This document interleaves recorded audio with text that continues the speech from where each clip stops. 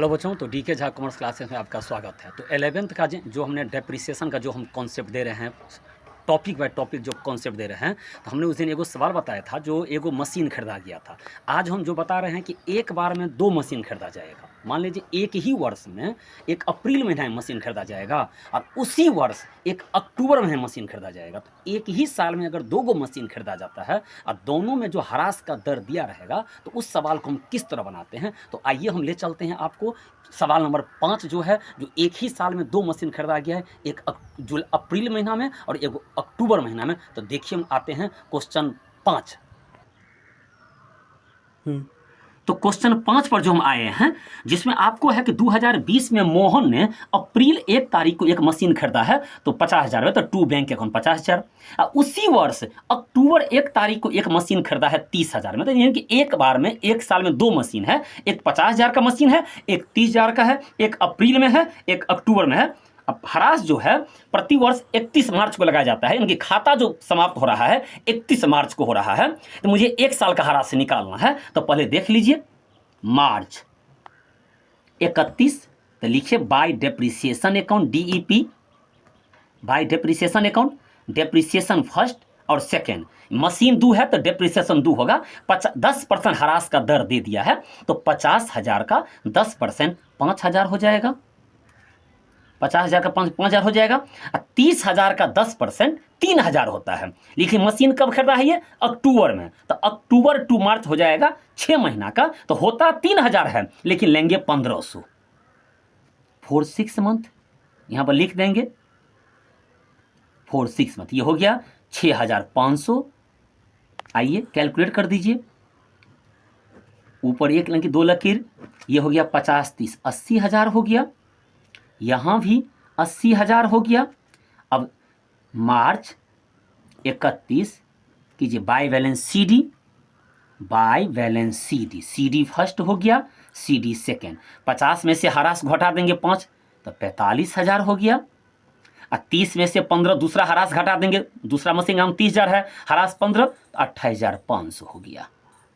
बाहर कीजिए 0 0 5 8 5 13 और 4 2 6 73,500, एक साल का बन गया। आइए 2021 अप्रैल 1, टू बैलेंस VD हो गया, टू बैलेंस VD हो गया फर्स्ट सेकेंड, ये आपका है 45,000 और दूसरा है आपका 28,500।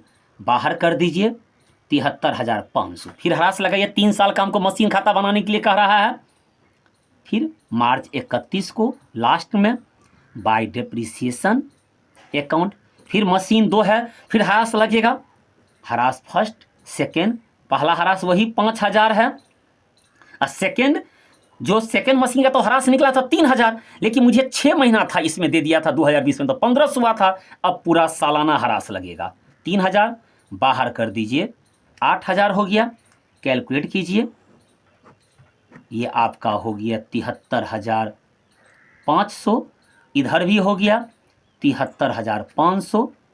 ये हुआ मार्च 31 बाय बैलेंस CD हो गया फर्स्ट सेकेंड। मशीन का दाम 45,000 पहला है, पहला ह्रास 5,000 है, ये आपका हो गया 40,000। दूसरा मशीन का 28,500 ह्रास 3,000 है, तो ये आपका हो गया 25,500। बाहर कीजिए 0 0 5, ये हो गया 5 4 2 65,500। 2021 का बन गया। मुझे 3 साल का मशीन खाना बनाने के लिए कह रहा है, तो 2022 April 1 to balance BD first second, यानी कि 40,000, दूसरा है 25,500, ये आपका हो गया 65,500। फिर ह्रास लगाइए मार्च 31 को बाय डेप्रिसिएशन अकाउंट, फिर वही डेप्रिसिएशन फर्स्ट सेकेंड, पहला हो गया डेप्रिसिएशन 5,000, सेकेंड है 3,000, ये हो गया आपका 8,000। फिर कैलकुलेट कीजिए, ये आपका 65,500, इधर तो इधर भी 65,500, ह्रास घटा दीजिए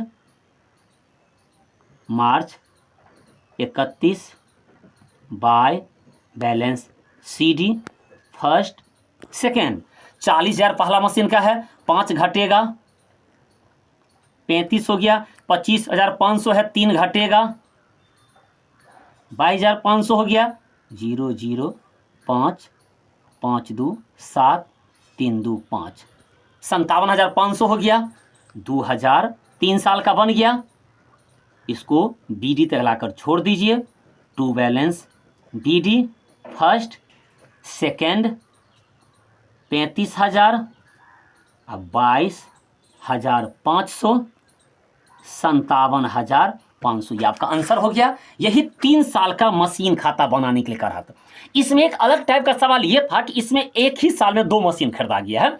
इससे पहले जो हमने सवाल बताया था, जो 1 साल में आपको 1 मशीन खरीदा गया था, लेकिन इसमें एक ही साल में मोहन ने 2 मशीन खरीदा है। एक अप्रैल महीना में 50,000 और एक अक्टूबर महीना में। तो ये दोनों हम हरास से निकाल कर, लेकिन अक्टूबर वाला जो हरास था वो 6 महीना का होगा और अप्रैल वाला जो था वो 1 साल का होगा। तो यही हरास का कॉन्सेप्ट है। ये था अस्थायी किस्त विधि। अस्थायी किस्त विधि में जो हरास जो क्या होता है, हरास जो होता है अस्थायी किस्त विधि में, या तो संपत्ति का लागत मूल्य दिया रहेगा, अवशिष्ट मूल्य दिया रहेगा, उसका जीवन काल दिया रहेगा। तो संपत्ति के लागत में से अवशिष्ट को घटाकर जीवन काल से भाग दे देते हैं। एक ये होता है।